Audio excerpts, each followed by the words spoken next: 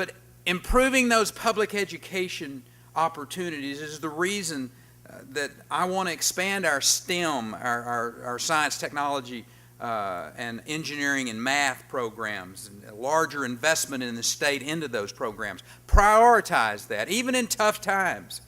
You prioritize what's important. You betcha we're going to make some cuts. But prioritize and put more dollars into the things that we need and that are working. Disciplines that are essential to the new economy that we are facing. Yeah, that's just common sense. I tell folks, I said, people understand that education always has been and always will be a way for people to improve their lives. I mean, trust me, for a kid coming out of Paint Creek, Texas, my mom and dad understood that very well.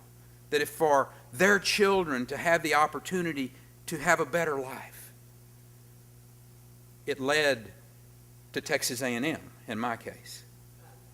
Thank you, sir. Beverage. You knew I would get it in there sometime. Phil, I was telling somebody the other day, everybody wants to talk about the University of Texas, and you and I were discussing that prior to the BCS championship game, and it didn't turn out the way folks in Texas wanted, and I was telling somebody was talking to me about it and asking me about, football, and I said, hey, I'm all about golf and track. Texas A&M's a track school. Texas A&M's a golf school. National championships in both those, Craig. Hey, take them where you can get them, right, sir? Yeah. Listen,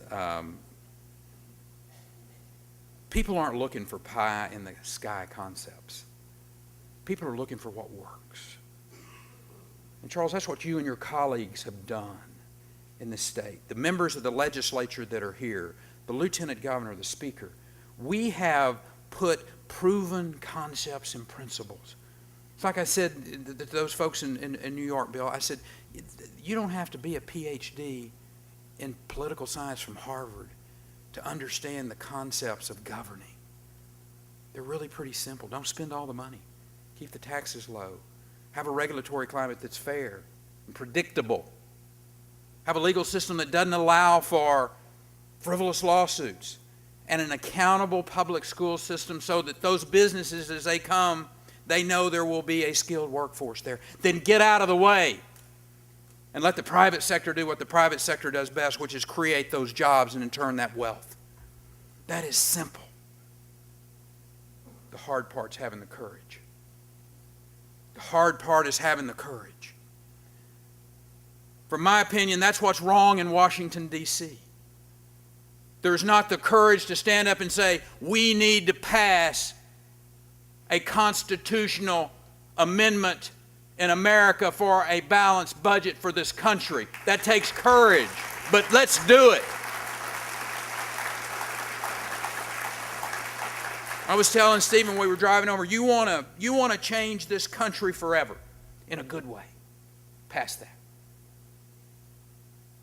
That wasn't even in my remarks. I just kind of got carried away with that, and that's kind of... Listen, our legislative work in front of us, and I'm going to ask the legislature to give Texans the chance to continue to put protections into our statutes and Constitution. And I want to vote in our Constitution that will require a 2/3 vote of the legislature, the entire legislature, before you can raise taxes. Yeah, I think it sets a nice high standard, a nice high hurdle, and running across those few folks that want to raise taxes, I think you need to set that hurdle up there and let them prove it, just how bad they want it. I've called for a cap on spending growth so that it doesn't exceed the combined growth of both inflation and population in the state. This will obviously allow the state to keep pace with the growth. I mean, the people are coming here. They get it. They see what's going on. They know there's something special going on in Texas. They read the journal. They read the different stories out there by the Economist and even New York Times. Some read that, and from time to time there's you can't pass up the story of Texas right now. It is irrefutable what's going on here. It'll allow us to keep up with the people that are going to move here. They're coming to the land of opportunity, and the land of opportunity today starts with T and ends in S. That is a fact. It'll also, that spending cap will limit the size and the reach and the power of government in our lives.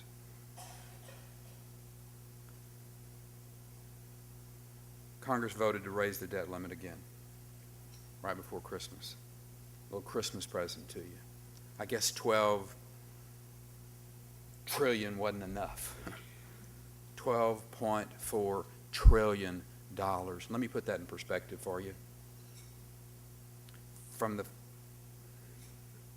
oldest individual in our state to the baby that was born just a few seconds ago. And every person in America between them is on the hook for $39,000 to cover that debt. Americans are growing ever more aware of what's going on in Washington, the spending explosion. And they're increasingly interested in grabbing a hold of the throttle so they can slow down that Washington bureaucracy. I'm convinced that the hard-working citizens of our state and our country simply want government to handle the basics.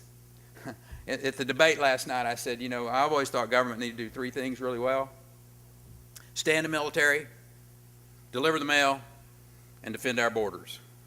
And I said, 1 out of 3, I guess, ain't too bad for them up there. So, but the fact is, that's what Americans want.